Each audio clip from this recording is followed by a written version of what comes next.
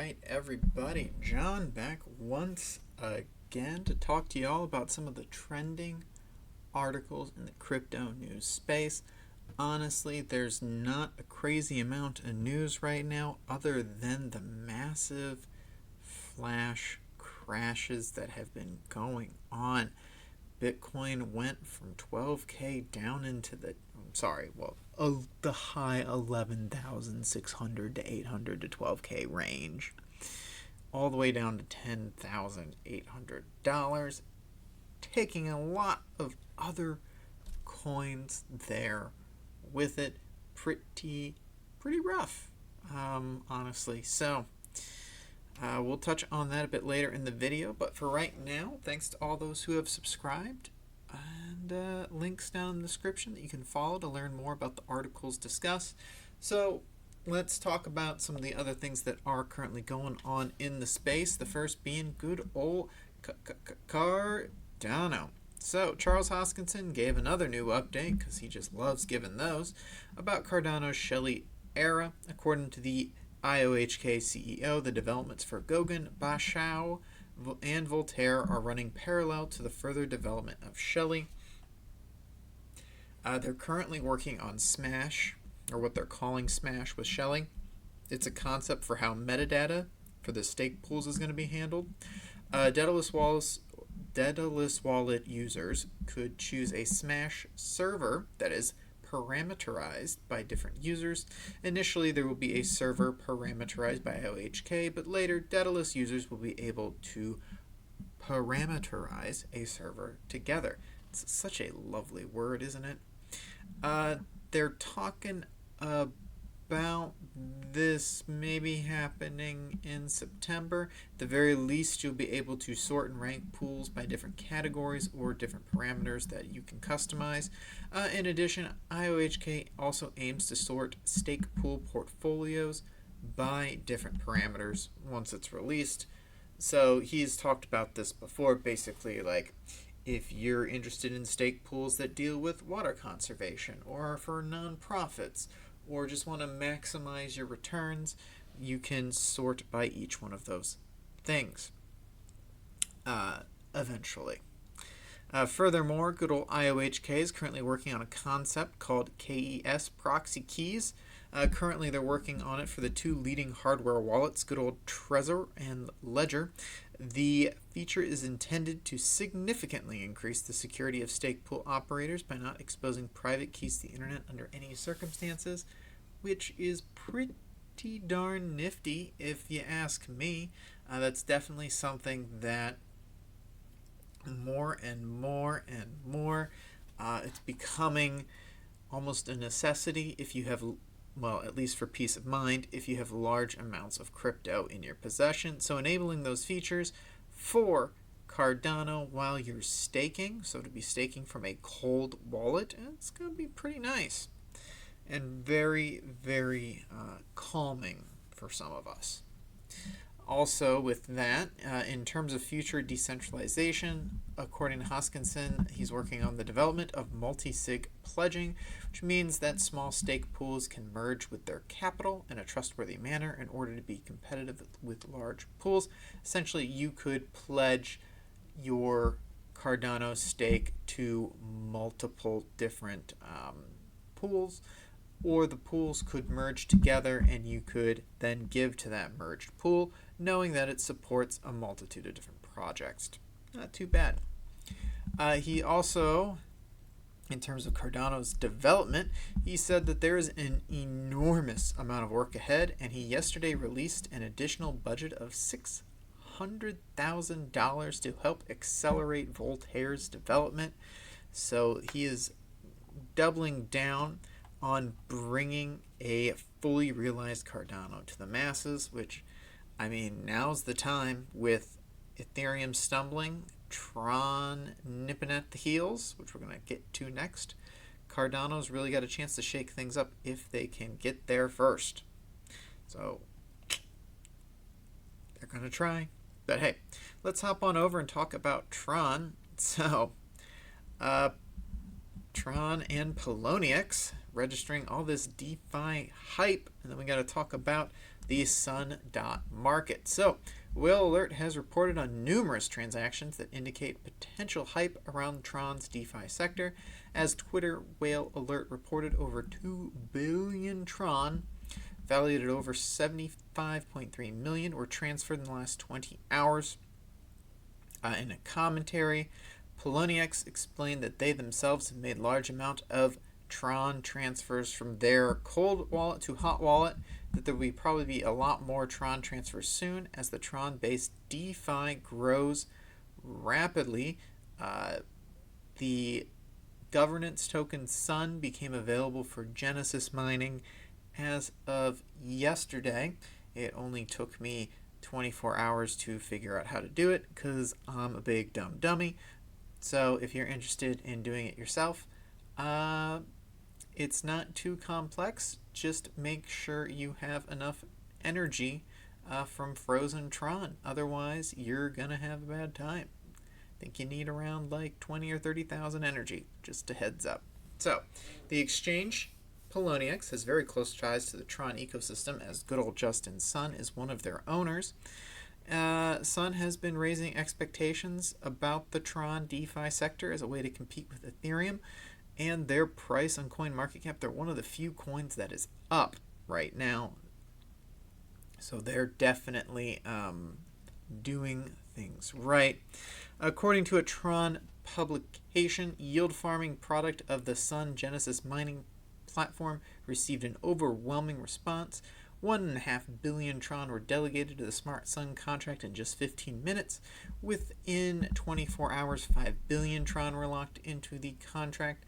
I was just there before I started recording this video. It's like 5.2 or something like that at this point. So basically, to obtain Sun, users have to visit the official website with their Tron Link wallet and stake or lock up their Tron in a smart contract on its official website. It's very important to note that you should not send your Tron to the smart contract directly, as you may lose funds that way.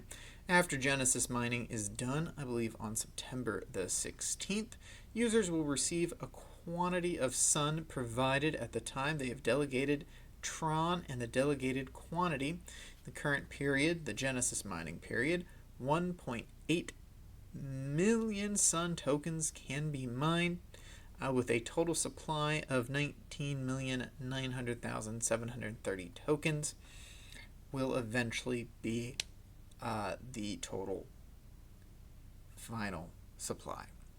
Therefore, those who delegate the token early will receive greater rewards. About 30% of the Sun supply will be mined during the Genesis mining phase, but the remaining 70% obtained through just quote-unquote regular mining via pools from the delegation of Tron and other tokens from the Tron ecosystem. Looks like you'll be able to use it with the Just token, BitTorrent token, and Win, among others. So, pretty interesting. Like I said before, Cardano is pushing forward. They want to get Voltaire and Goguen up and running as soon as they can so they can launch into their own DeFi projects.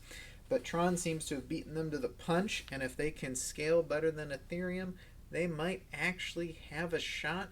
And I say that with no amount of surprise.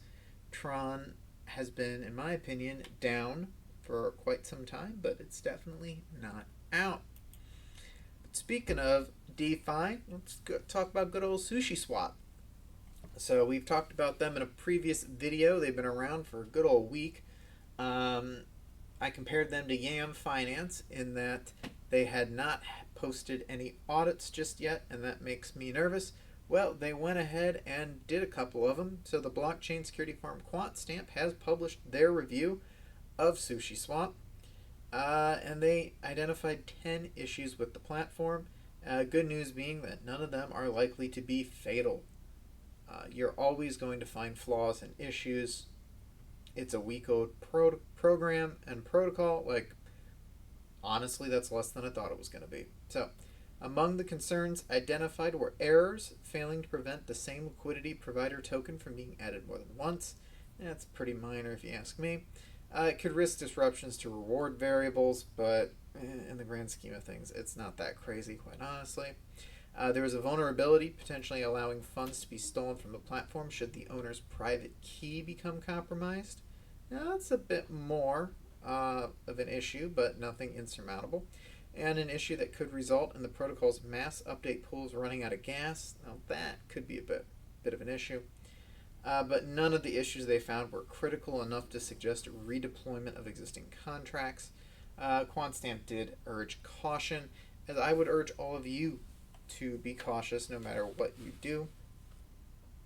Other researchers have pointed out additional concerns for SushiSwap users with Cinnamahine Ventures partner Adam Cochran revealing yesterday that the protocol's developer fund is holding $27 million worth of unlocked sushi tokens that could be dumped or used to dump against LP tokens.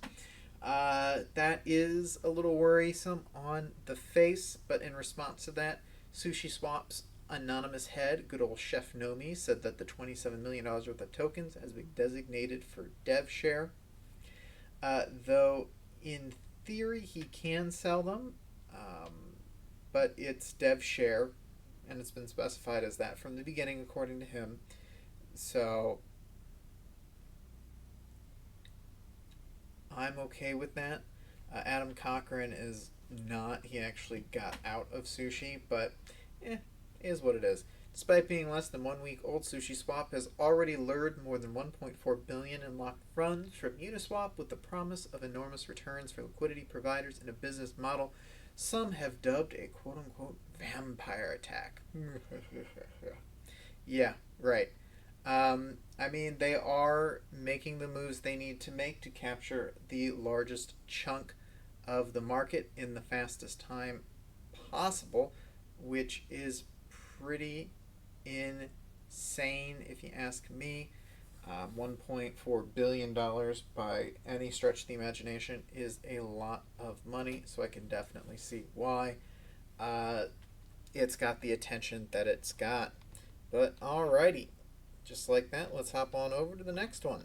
So yeah, we got to talk about good old Celo. So Coinbase, which for those of you who don't know is the largest cryptocurrency exchange in the United States, will now offer support for Celo, an announcement which led to a 32% price surge in less than 2 hours for this coin. Quite impressive. The exchange appears to be prioritizing support for tokens for projects in which it is invested. I mean, yeah, that's what I would do too. So if you know any other coins, like Coinbase currently holding the Celo utility tokens and UMA or UMA tokens from its 2018 investments. If you know of any other cryptocurrency projects that Coinbase has invested in that aren't currently be trading on Coinbase, well, that's a hot tip for you. But again, I'm not a financial advisor. That's just me imagining things. So, following the announcement of support for Celo, the price of the token surged from $3.44 to $4.55. Woo! It dipped back down a little bit, but it's back up in the $4.20 range. For those of you who don't know, which I think is probably most of us, the Celo platform is a mobile-focused stablecoin payments platform. Coinbase is offering trading on the platform's governance token using this ticker name CGLD rather than Celo, but stated that that's temporary. You'll be able to send and receive tokens under either name, as they're the same digital asset. And the listing comes after Coinbase Pro began accepting Celo deposits on August the 31st, which caused the token to gain roughly 55% over both USD and Bitcoin. I mean, it's up there. UMA also is now being watched pretty closely. It's a synthetics derivatives platform that reportedly builds upon open source infrastructure for priceless financial contracts on Ethereum. So yeah, I mean, UMA has had a pretty good week. I think it went from like $7 up to near $30. So it's pumping. Good for Celo, good for Coinbase, definitely good for UMA. But let's talk about Ethereum smart contracts. Again, they are at record levels on Ethereum. DeFi protocols and decentralized exchanges have rapidly added users. Smart contract activity has swelled to the point that it is bursting and overflowing, and the smart contracts themselves are becoming more complex. They've grown to never-before-seen volumes over the past few months, outpacing levels in 2017 and well above previous highs from summer of 2019. Any transaction on the Ethereum blockchain other than a simple Ethereum send will, interact with one or more smart contracts, and they require a gas payment in order to work, and it is pretty nice. Anytime they interact with a smart contract, they commonly call them contract calls. Don't know why, but they do. Gotta love humans and how we give things random ass names. So, DeFi protocols have grown into some of the largest gas consumers on the Ethereum network, measure closely linked to contract call volumes. Uniswap, an exchange aggregator 1inch, consume hundreds of thousands in gas fees every day, according to data from Ethereum Gas Station. Then Glassnode data is showing a surge in internal contract calls, which is a measure of the complexity of decentralized applications running on Ethereum. Good old dApps for you. Not only are they here to stay, they're actually getting more complex themselves. As dApp development advances, smart contracts are assigned increasingly complex tasks, like collecting liquidity for a token swap across multiple exchange platforms to get the best possible price. And the article ends, as they all do, talking about Ethereum 2.0 and how it needs to come sooner rather than later. The last Medallia testnet is going well and still stable the last time I checked on things, so hopefully we will see phase 0 drop before the end of this year. I do think Vitalik is pushing for the end of this year because it should have happened 2 years ago, and it hasn't. So, and then kind of to round things out, as we all know, starting the month of September around 12K, Bitcoin experienced a very sharp correction today. It crashed nearly $11,160 in a matter of hours. It's still above 10,000, but it's definitely lower than it was before, and it kind of hurts. It erased the gains of almost 5 days. Admittedly, a nervousness during the correction was to be expected as several traders adapted their strategies to the sharp move. Still, things got worse when at 4 a.m. PDT, Coinbase experienced a failure that prevented its users from withdrawing their cryptos like Bitcoin, Bitcoin Cash, Ethereum USD, Coin DAI, Chainlink Maker, and others. Binance also faced its own difficulties. The platform acknowledged that its users could not log in and trade, so there's a bit of a dip. And then 2 of our largest exchange platforms having their own blips resulted in quite a steep decline. Such malfunctions could not have happened at a worse time and probably contribute to increasing fears in the market that is crypto. Following these events, good old CZ, the CEO of Binance, made a call for calm to his followers, telling them that Bitcoin would not collapse. We are so far past that point. So far past that. Though, everything aside, a large part of the blame for the big red candle we all had to look at lies with both the aforementioned platforms, Binance and Coinbase's failures. So interaction with customers is to be welcome, even though it obviously wouldn't have needed to happen if the platform didn't fail. However, looking at the bigger picture, the end of the month seems to be proving again the reliability of the stock-to-flow model created by pseudonymous Twitter user Plan B. Although some consider it a coincidence, the truth is that until the last few days, Bitcoin had followed his system's parameters, and basically Bitcoin gets a leg up. End of June, it was 9,000. End of July, it was 11.3. End of August, 11.6. And then the top in September was 11.8. It's had quite a bit of a dip, but that's not to say it can't go back up. But hey, that will do it for the trending crypto articles of the day. Like I said, not a lot going on right now. Pretty much everyone is just still sucking their teeth from that flash crash we all had to deal with. Thank you again for subscribing if you have. If you haven't yet, well, you're at the end of the video. You obviously stayed around for some reason. Might as well. You never know. You might actually grow to get accustomed to this weird voice and manner of speaking that I have. And always links down in the description that you can follow to check out everything we've talked about. Looking at cryptocurrency market cap. God, it's painful. Double-digit losses for most of the major coins right now. Bitcoin's just shy of 10, Ethereum's shy of 13, XRP's 9, Polkadot's down 4, Chainlink down 18%, Bitcoin Cash 15, Litecoin 16, Crypto.com coin 11, Binance coin 17.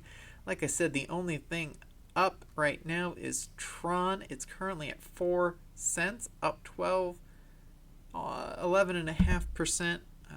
That includes the dip that all the other coins have experienced, but it's now number 11 by market cap, and it's pretty darn close. I expect we will see Tron in the top 10 again, the first time in years, very soon.